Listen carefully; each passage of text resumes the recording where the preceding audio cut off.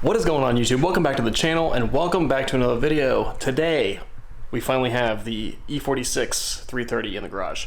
So if you guys have been wondering where this car has been, I've only done one video on this, basically just an introductory of what this vehicle is and what we're planning to do with it. It's finally back. So a little bit of information on this car. So this is a 2001 BMW 330.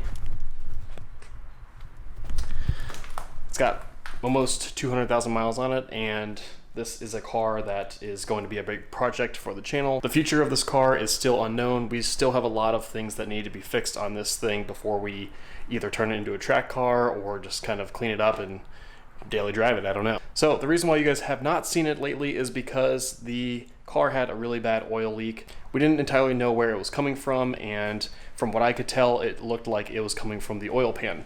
In order to fix an oil pan leak, you basically need to drop the whole subframe. It requires a ton of labor, it requires an engine hoist, and I just did not have the time to do it, nor did I really want to do it. So because I did not want to have to deal with all that labor, we ended up taking the car to M-Works Garage, which is down in Cincinnati. Huge shout out to Brian over at M-Works for getting this car sorted for us. Basically, he took a look at it and realized that it actually was not the oil pan that was leaking. It was actually the CCV, which is the crankcase ventilation, or also known as the PCV. Basically, it wasn't even connected at that point, and that's why there was a leak. Additionally, there was a rip in the air intake tube there, so we had a replacement for that as well. So the car also did get a fresh oil change with some liquid moly, and now it's running like a champ, and we don't have any leaks, so that's that. Okay, so now that we have the car back here in the garage, we have some minor things that we need to fix that are just going to be driving me nuts. One of them you can actually see right here. So the front end here, we ended up losing a cornering light. Kevin was driving around and I guess it just flew off the car. So fortunately, I do have a few sponsors, and one of them, Unique Style Racing, is going to be working with us in terms of getting us some new lighting products. We're going to be working on hopefully some cornering lights, some side marker lights, tail lights, and then eventually maybe some headlights as well for this car. In the meantime, we do have some little minor things that we can take care of while the car is still here. Basically, right now we've got two broken window regulators. One here is on the driver's side, the other is the passenger rear. Additionally, the front passenger side is a little bit slow, but it's still functional, so I'm going to leave that one alone. But I already started taking this stuff apart just to see what we've got. So as you can see, I've got the front door panel completely off, and it looks like someone actually tried to maybe attempt a repair. I'm not sure, because as soon as I took the door panel off, I saw that there was no vapor barrier here at all. So whoever did this completely ripped it out. That might be something that we have to replace later. Fortunately, I have not experienced any water coming through at this point, but that isn't to say that it might not happen in the future. So probably need to replace that, but I was hoping that it was going to be a simple fix. Maybe you know, something was just off the track or whatever, but from looking at it, it's not so simple. So this is the window regulator from the driver's side. So typically when things fail on the regulator, it's this sliding piece here. This has this little white plastic piece here. This typically does crack, and there is an actual quick zip tie fix that I found on E46 Fanatics on the forum, where people actually put some zip ties on here to hold this white piece in place. Looking at it, it does have a small little crack in it, but that is not the major issue. The main issue is going to be the gear right here. And so when you hit the button, it just makes a crackling noise. And if you look closely, you can see that there's some missing pieces. So as soon as I pulled the door panel off, actual pieces of this just came out of the door panel. So it was already broken and just sitting there. So unfortunately, this is not salvageable. We're gonna have to buy a new one. Additionally, I think the rear passenger side over there kind of sounds the same way. So I'm assuming that it's gonna be the same type of situation with the front. Since I did not film the front here, I will actually take you guys along for the ride for the rear, just in case you guys might need some sort of DIY for that. Typically this kind of stuff doesn't really interest me, so you know, it's not kind of fun modding that I normally do in my videos, but this is, you know, a real life situation, and this car is super old and needs some work. So I figured I'd take you guys along for the ride, and we'll show you guys how to do the rear. All right, so first thing we need to do is remove this trim piece here. I've got some trim tools, just need to pry it out. Pretty simple. There's a couple little retaining clips that fit right there. And then you'll see a couple torque screws. There's one there, one there. There's actually, I think, one behind this window switch. And then there's one underneath here and here. So we need to take our trim tool, pop these little plastic covers off. One there, one there. And then this is going to be, yep, this is a T20. See, the problem down here is actually getting a bit in here. So we have to use our smaller one. Pretty sure that one's already missing. So I'm gonna assume that someone took this one apart as well, because yeah, we've got a missing screw. I think there's one here, so we're gonna pop this up. Okay. So yeah, there's another screw behind here, so once you get this guy out, you should just be able to grab it and plug it. And then same thing, another T20. Now we can kind of grab the door panel and pull it apart. There's plastic clips all the way around the perimeter here. You pop it, and then above here there are metal clips. So we'll go all the way around. Pieces coming off of it already, so that's not good. There we go. Let's see what kind of damage we have here. Yep, someone's already tried to repair this too, looks like. Alright, so go ahead and unplug all of this stuff. Door handle comes off. Speaker, and then fish this wire through.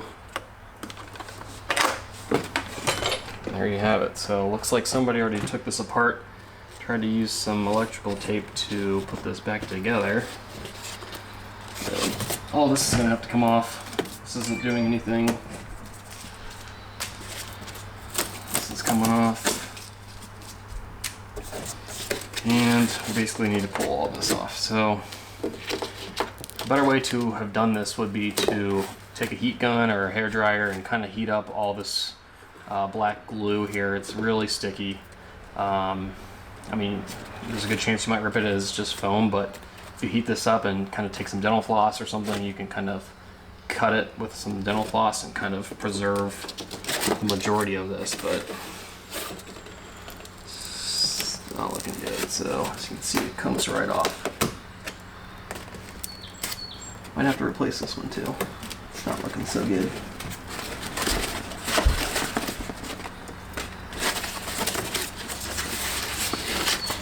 And this is just sitting here.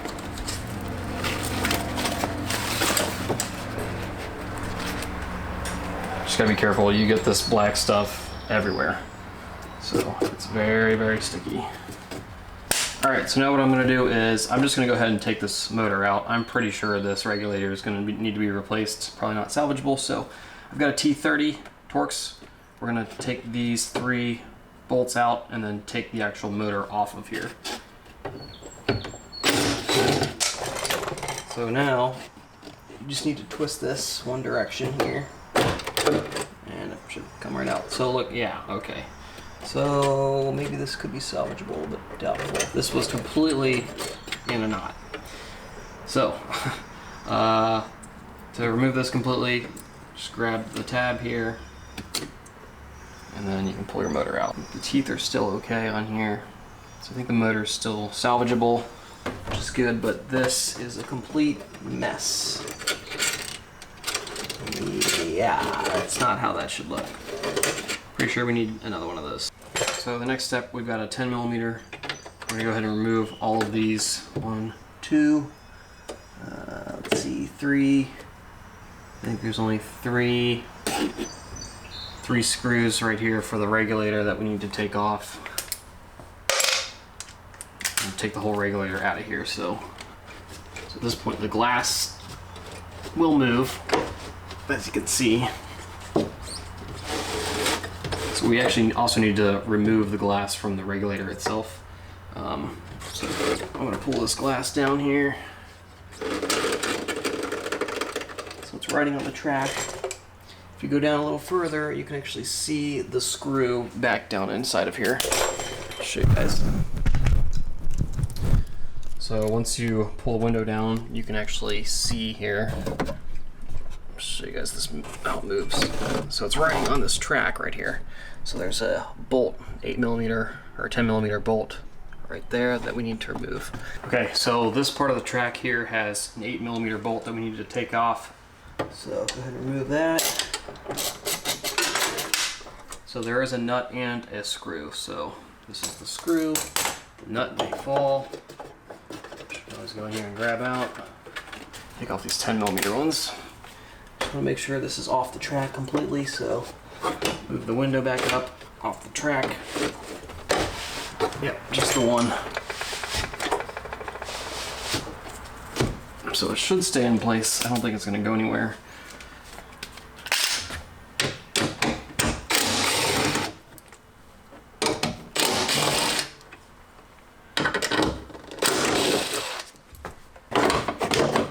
Just grab it.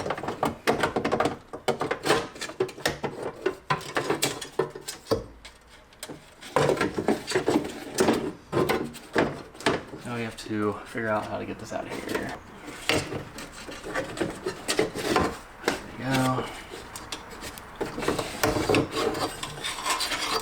There we go. So as you can see, this is all jacked up. Yeah, so if you look closely here, this is not going to rewind on this little gear piece, so this is pretty much shot as well. Alright guys, so that's how you remove the rear. The driver's side is pretty much the same. It just has actually 2 bolts, I think, that you need to remove for the actual regulator itself that are attached to the glass. So not anything more complicated than the rear, but we will be ordering some parts. My buddy Brandon actually has an E46 as well. He's got a ZHP, and right when he bought the car, he actually had a regulator that was out as well. So he already purchased one, and he sent me the link to where he purchased it from. So we're gonna do the same thing. It seems to be cheaper than anything else that I found online anyway. So those are gonna be links in the description below if you need to order some. It's from carparts.com. So we're gonna order those, and it'll probably take a couple days before we get here, and we can wrap this up. But so what might be a few days for me is only a few seconds for you. We'll see you in a second. And welcome back. So fast forward. So we ordered everything on Wednesday, and today is now Monday. We've got one shipment in here from carparts.com. It's actually the front regulator, so that arrived here Saturday morning, I believe. So Wednesday, Thursday, Friday, Saturday, 3 days, and then the other one, the rear, should be actually here today. So we're gonna go ahead and get started on the front regulator. This is what it looks like. Already popped it out of the package, but should be a pretty simple install. So for both regulators, the total was like $96. $25 or $26 of that was actually shipping. So the regulators themselves were not that expensive. I think one was like $32 and the other one was like $25, something like that. Not terribly expensive, but these are not OEM. It's an OEM replacement, and should be pretty much the same thing. So let's go ahead and get this one installed. All right, so here's a side-by-side basically of the two. Again, this is the front regulator, OEM one here that's all broken, and the new one here. So we do need to swap over the motor and the switches and everything. So here's our motor for the front. We're gonna throw this on, and all of the mounting points look pretty much the same, so I think we should be pretty good to go. At this point, we're going to transfer over the existing motor. You just want to make sure this is all cleaned up and then reapply some new grease on there. So that's kind of what I did there, just to lubricate it a little bit. And if you recall from the removal process, we had 3 T30 bolts that we needed to remove, so we're going to go ahead and reinstall this. Just make sure your teeth here line up with everything. Alright, so what you want to do is make sure you kind of line this up here with the teeth. And we're going to put it in between all of these mounting holes, just like that, and then we're going to rotate it until it slides underneath. Just like that.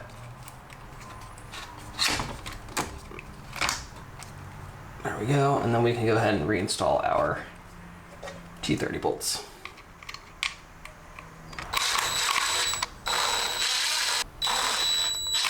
Okay, so at this point we've got the motor back on. We can go ahead and reinstall the regulator itself.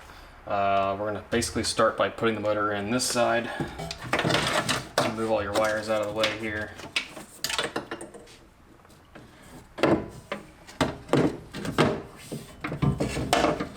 Slide this in.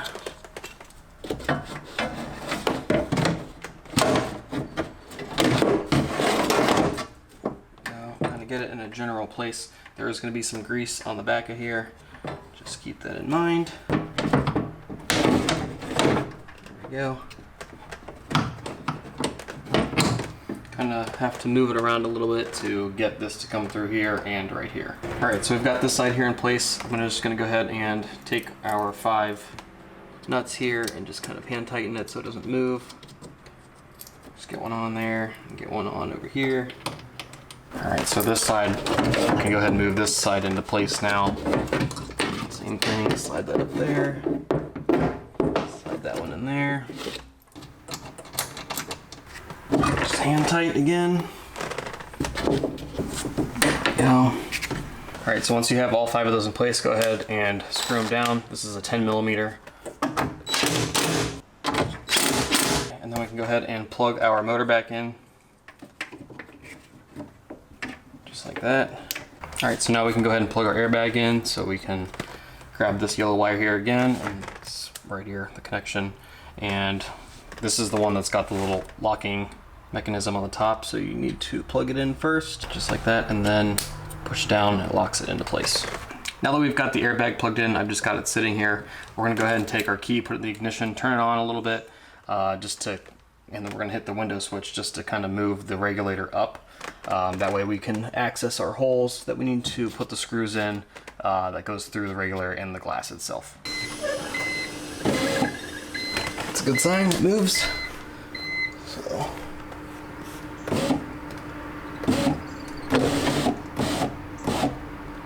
So this is what I was talking about here. So we move the move the regulator, hit the window switch, so that we could actually see the little mounting hole area right there and right there. This part right here. If you can see my finger. So now at this point we're going to slide the glass down onto that point, and then we can go ahead and then put our screws back in. And before we go any further, I'm actually going to take this airbag back off. Since we're still screwing around in here, I don't want to run the risk of it popping or something. So, and the reason why we plugged that in was really just so we don't get errors on the dash. So now we can go ahead and grab our glass and slide it down. If we've got a second set of hands, that would be helpful.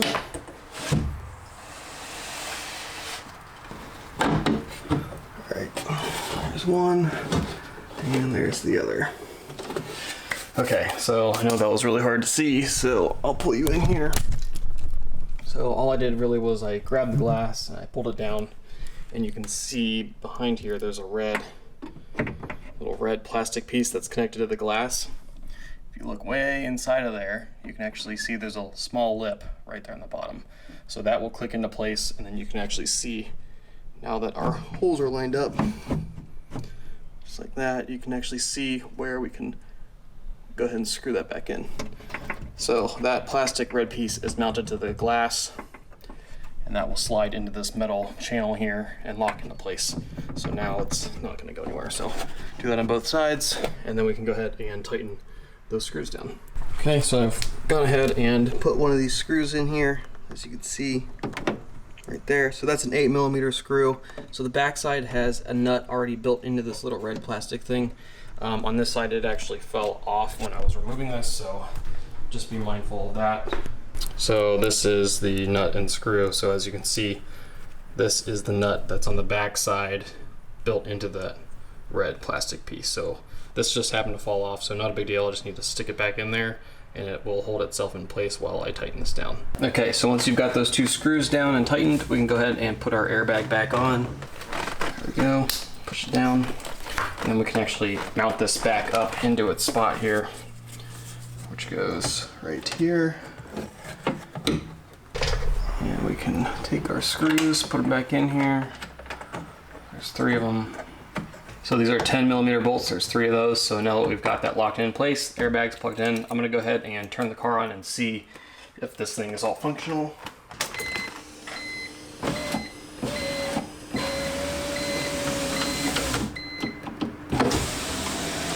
There we go. Okay, we can also go ahead and put this module back on here. So these are T20s. And then go ahead and plug these back in. So white to white, black to black. Pretty self-explanatory. Let's see here. So these go in, push it all the way in, and then it locks into place. All the way in, locks into place. That's good to go. So now really the only thing we need to connect is the window switches and the speakers, and this as well. So one other thing to note, make sure that this is for the locking mechanism for the door. So make sure that this is on the back side of your airbag. Okay, so at this point we are ready to reinstall our door panel. So we're gonna go ahead and plug our speakers back in here. This black one here, it only goes in one direction. Go till it snaps in. And then down here, this guy, go till it snaps in. And then this one will have to feed back through the actual door handle here. This is for our little switch panel. Okay, so we got that through here. Now what we need to do is kind of line up all of these holes here around the perimeter, and 1, 2, 3, 4, 5 of these metal clips on top. And don't forget about this. Obviously we don't have the vapor barrier, but if you have that, go ahead and put that on before you do all of this. It is what it is for us. So this thing will slide into place through the door handle here, and it'll snap in as well. There we go. Once you get everything lined up, go ahead and push this on.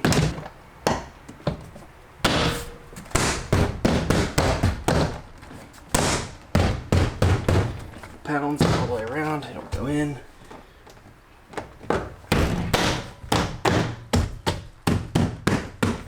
And then now we can take our switch, blue to blue, only goes in one direction until it snaps in, and then go ahead and click your wire in here. Here it works. The lock works. Alright, so once you've got everything in place, make sure everything works. I turned the car on a little bit and made sure the door lock worked. This is all working, so we should be good to go there. I just have these T20 screws left to put in. There's a bunch of them, but I've only got 2 because whoever took this apart before didn't put the screws back, so gotta do with what we got. Since I don't have enough screws, I actually found a random screw here that just happened to fit, same threading, so I just wanted to have something on this side to put in, but got one there, and there. That's about all I got. After that, go ahead and put your little covers back on. These just snap into place. Just like that. And then we can finally put our trim piece back on. And this has a little hook here on the end of it. Looks like this side was broken off, but no surprise. Slide it in, and then push it on, and this side's good to go. Now we can do a little test and see, make sure everything works.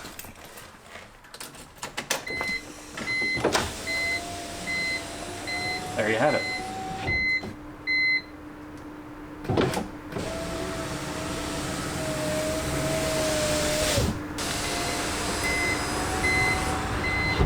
Oh yeah, back in business, and auto up works as well. The rear regulator finally showed up, so here's what that looks like. Alright, so we do have a bit of a problem. So this is the OEM one here that we pulled off. It's all messed up. Here's the new one. So the shape here on the mounting bracket is a little bit different.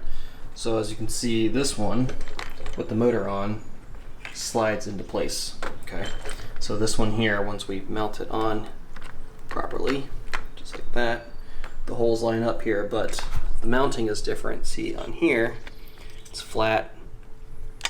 On here the mounting is on the back side, so that means we need a screw that's going to go long enough to go through the motor itself and the bracket. So of course the hardware that we had from the existing does not fit. Sometimes that this is what happens. And I mean, this is a $25 replacement part, so I'm not expecting OEM quality. So I did find some screws in my basement with a washer and a nut, and we're just going to use that. All right, now that we've got that on there, so as you can see, I mounted it backwards because I didn't know if we needed any clearance on the back side with the screw. So mounted it like that, and it should be okay. So not a huge deal, but had to kind of makeshift our own thing, but that'll work. So at this point we can go ahead and get this back in the car, so we need to reinstall the way we took it out. So I'm gonna slide it up this way.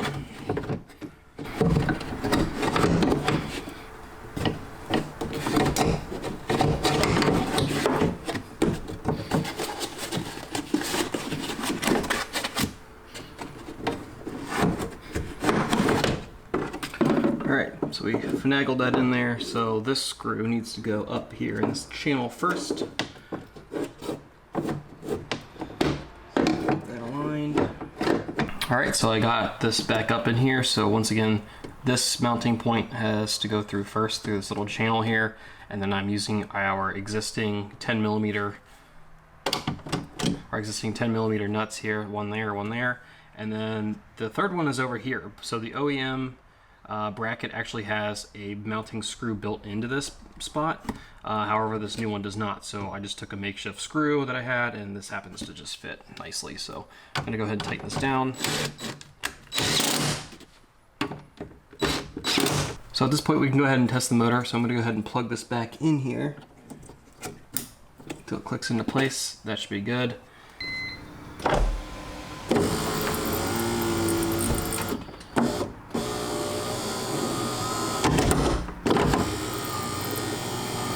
What we need to do now is actually, since the regulator where it connects is actually down here currently, the mounting point, we need to actually scoot it up here to this area where we can actually access it, and then we're going to also pull the glass down to this spot.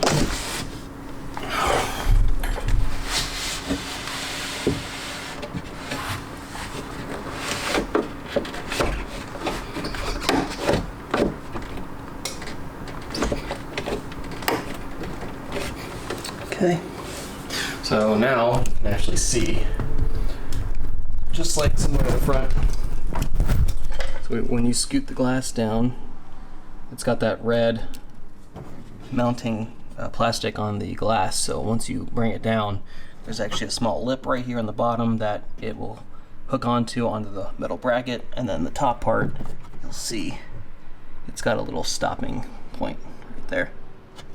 So we can go ahead and put our screws in. We're not going to use the new hardware that they gave us just because the existing hardware on here is already fine, so no need to replace it. That's going to be more of a hassle. So go ahead and put your screw in.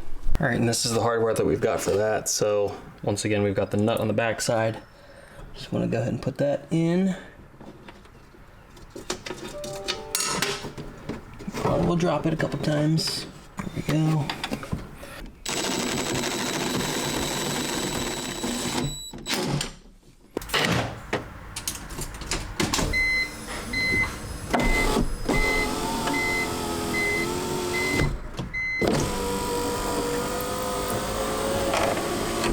Alright, so as you can see, the window works, regulator works, everything's tidy. Now what we can do is go ahead and put everything back on here, put our vapor barrier back on, and put our door panel back on. As you can see, I went ahead and put whatever's left of our vapor barrier back on. Now what we're going to go ahead and do is plug our speaker back in, and then for the window switch, we're going to have to put this back through the little hole here, and then we can go ahead and also reattach our actual handle here. This thing will slide right on. Okay, and then same as the front, line everything up, make sure you get your locking mechanism through the hole here, and then go ahead and line everything up. Okay, now we can go ahead and, once you've got your door panel up there, go ahead and put all these screws back in. And these are all T20s, so go ahead and put all those back in.